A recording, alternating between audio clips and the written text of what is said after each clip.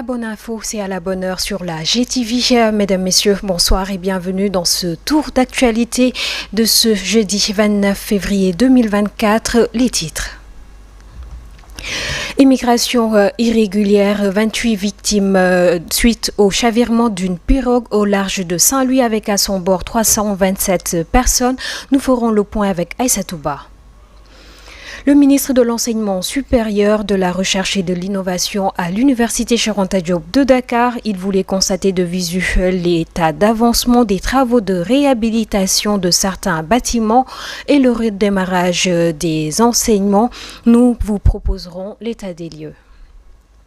Et puis au Tchad, Yaya Diallo Dierou, le principal opposant à Idriss Déby, tué. L'annonce a été faite ce jeudi par le porte-parole du gouvernement. Les détails dans cette édition qui recevra ce soir comme invité Dr Mamadou Bodian, chercheur à l'IFAN, administrateur général des FDS les Guelewar. Il nous rejoindra après ce tour d'actualité que nous allons démarrer tout de suite.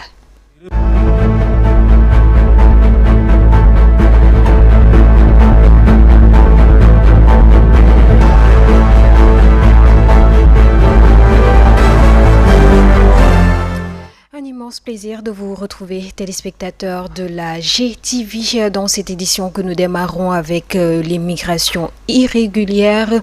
Une embarcation convoyant 327 candidats à l'immigration irrégulière a chaviré en mer avant d'échouer au large de Saint-Louis sur la plage de Gorumbach ce mercredi aux environs de 11h. Actuellement, 28 corps sans vie ont été retrouvés et des vingtaines de blessés recensés. Le point avec Aïssa Touba. Une pirogue qui proviendrait de Joal en partance pour l'étranger s'est échouée à Saint-Louis sur la plage de Gorumbat ce mercredi aux environs de 11h. Elle avait à son bord 317 personnes et tenté de rallier l'Espagne par l'immigration irrégulière. Ainsi, sur les 45 victimes, plus de 27 corps sans vie sont constatés. Les blessés ont été pris en charge dans une structure sanitaire de référence. Selon Alioune Badara Samb, le gouverneur de Saint-Louis, un comité régional de crise a été installé, dirigé par le gouverneur et qui regroupe toute l'administration au niveau régional. La Marine nationale a également participé aux recherches. Pour rappel, depuis septembre 2023, des dizaines de milliers de personnes se sont engagées sur des embarcations de fortune pour rallier l'Europe. Le président de la République avait demandé le 20 juillet dernier au gouvernement d'intensifier les contrôles au niveau des zones et sites potentiels de départ. Malgré cela, la situation semble persister. Nous restons toujours à Saint-Louis tout de suite après la découverte de ce drame. Le gouverneur Alioune Badara Samb, gouverneur de la région de Saint-Louis, a fait le point devant la presse. Il a en outre annoncé le déclenchement du comité régional de crise. Il est au micro de Ali Mangassa. Effectivement, aujourd'hui, à la mi-journée, les éléments des sapeurs-pompiers ont été alertés de la présence de 2 corps sans vie échoués sur la plage à hauteur du quartier Gorumbach. Et à la suite de cela, un flux de personnes a commencé à débarquer de la plage, tendant à faire croire qu'il s'agissait effectivement de migrants clandestins. Immédiatement, les secours ont été mis en branle et ceux qui étaient blessés parmi ceux échoués donc en mer ont été pris en charge. Mais quelques heures après, nous avons été alertés de la présence ou de l'échouage de corps sans vie au niveau de la plage de Gorumbach et jusqu'à hauteur de Gendar, sur la frange côtière de Saint-Louis. Présentement, le bilan que l'on peut mettre à la disposition de la presse est de 45 victimes, dont 24 corps sans vie et 21 blessés. Et parmi ces 21 blessés qui sont pris en charge au niveau de la structure sanitaire de référence, qui est l'hôpital régional de Saint-Louis, il y a 3 blessés relativement graves. Donc à l'instant, c'est ce que nous pouvons dire. Un bilan, comme vous l'avez constaté, qui a évolué entre-temps, mais nous restons toujours sur cette question. Les drames sont-ils banalisés au point de ne plus suscité colère et tristesse chez nos compatriotes. En tout cas, à Saint-Louis, la mort de plus de 25 personnes dans une pirogue de fortune et les milliers de disparus semblent ne plus attirer l'attention de nos compatriotes. Et pourtant, c'est si alarmant. C'est ce qui inspire ce biais de Mangorgom.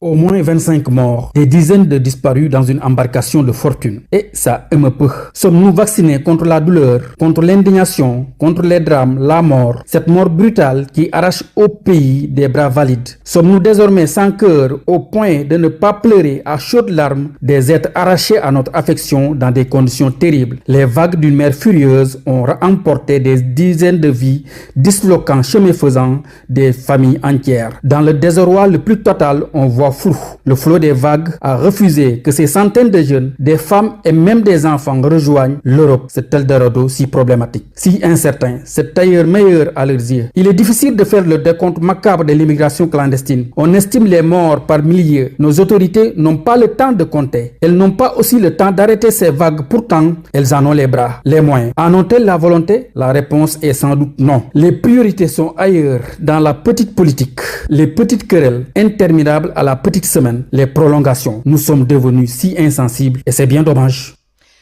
Éducation à présent dans cette édition à l'université Cheikh Anta Diop de Dakar. Le ministre de l'Enseignement supérieur, de la Recherche et de l'Innovation, le professeur Moussa Baldé, y a fait un tour ce jeudi 29 février pour justement voir l'état d'avancement des travaux de réhabilitation de certains bâtiments de l'université qui ont été saccagés lors des émeutes. Il a voulu par la même occasion constater le redémarrage effectif des enseignements. Amsatou Gano et Medoun Bay ont été à ses côtés. Appelle l'ouverture du campus pédagogique. Le ministre de l'Enseignement supérieur, de la Recherche et de l'Innovation, professeur Moussa Baldé, est venu s'enquérir des conditions de la reprise. Il a d'abord procédé par une visite des différentes facultés pour évaluer la situation.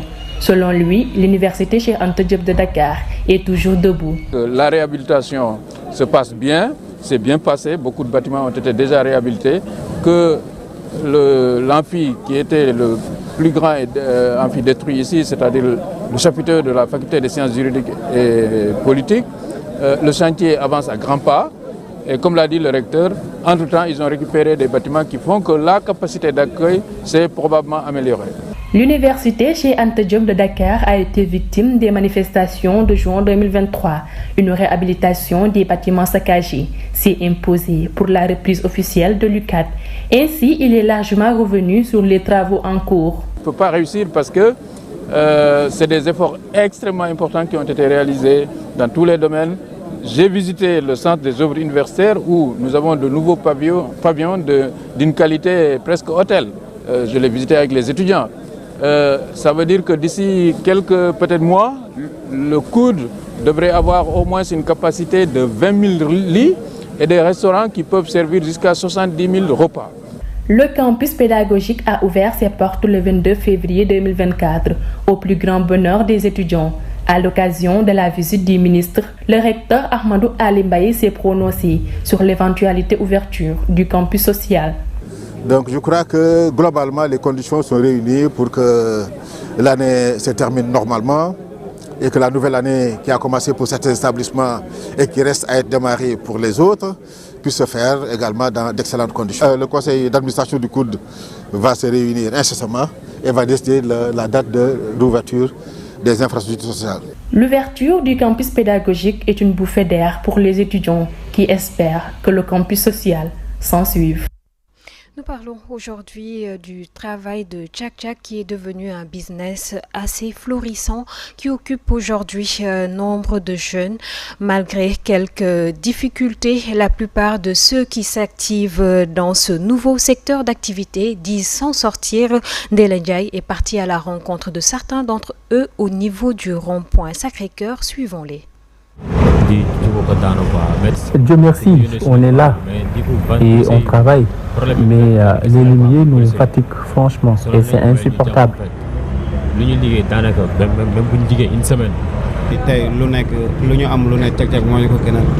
Donc dañu amee ñu Le business de Tchak nous va à merveille. On s'en sort très bien et c'est grâce à cette moto que je gagne ma vie. Mais parfois nous rencontrons des difficultés.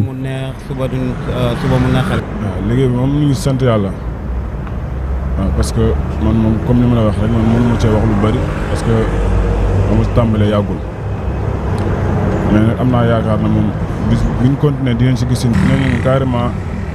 Je suis nouveau dans ce métier, mais force est d'admettre que nous rencontrons des difficultés. Mais loolu daal mooy problème mais boo amee moto tamit day waa moto bi mën na bañ a baax xam nga. wax dëgg yàlla tali bi moom. C'est un peu difficile avec les conducteurs de taxi et de clando. Ils ne nous supportent même pas. Il faut que l'État modernise un peu ce métier pour que nous puissions faire notre travail convenablement. Moderniser affaire bi sax day gën a am solo dëgg yàlla. kay bi macha allah ñu ngi sant suñu borom bu baax a baax man daal damay ñaan suñu mbokk cak-cak yëpp nañu bàyyi xel ci dawal bi ñu dawal bu rafet. Dieu merci, mais je demande à tous les conducteurs de tchak-tchak d'être attentifs dans la circulation. ñuy jégg ci tali bi ak exactement leer la suñu BRT bees bi ñu bàyyi ci xel bu baax a baax. À l'international au Tchad, l'opposant Yaya Diallo Djerou est mort ce jeudi 28 février suite à des blessures occasionnées lors de l'assaut du siège de son parti par l'armée.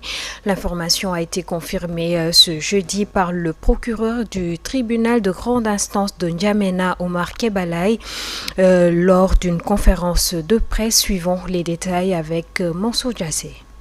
Au Tchad, l'opposant Yaya Diallo est mort hier des suites des blessures qu'il a reçues dans l'assaut du siège de son parti. L'annonce a été faite ce 29 février par le procureur près du tribunal de grande instance de N'Djamena, Omar Kebalay, lors d'une conférence de presse. Il y aurait eu des dizaines de blessés et des morts et 26 personnes sont interpellées, toujours selon le procureur. À la mi-journée, le calme est revenu, mais l'internet est toujours coupé dans la capitale tchadienne. Au siège du Parti socialiste sans frontières PSF, derrière les militaires qui interdisent toujours l'accès, on peut apercevoir le bâtiment criblé de balles. Le nombre d'impacts et les trous béants dans le mur témoignent de la violence de l'assaut qui a entraîné la mort de l'opposant Yaya Diallo au Tchad. Dans une conférence de presse ce 29 février 2024 à N'Djamena, le procureur Omar Kebalay a retracé le fil des événements sans toutefois donner de bilan précis, mais en ajoutant que le chargé des finances du PSF, dont l'arrestation a déclenché ce cycle de violence mardi 27 février au soir,